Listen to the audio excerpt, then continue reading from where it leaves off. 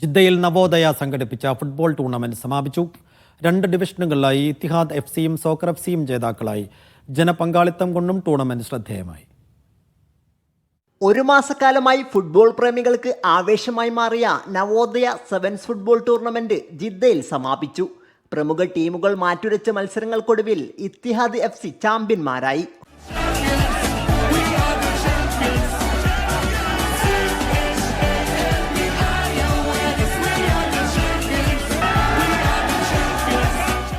Blasters സ്റ്റേഡിയത്തിൽ നിറഞ്ഞ കാണികളെ ആവേശത്തിലാഴ്ത്തിയ മത്സരത്തിൽ 1-2 ഗോളുകൾക്ക് റീം എഫ്സി യാംബുവിനെ പരാജയപ്പെടുത്തിയാണ് ഇത്തിഹാദ് എഫ്സി കിരീട നേട്ടം സ്വന്തമാക്കിയത്.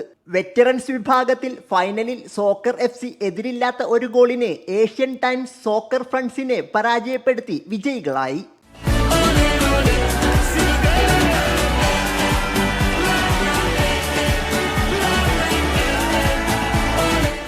വിജയികൾക്ക് ക്യാഷ് അവാർഡും ട്രോഫിയും കൈമാറി.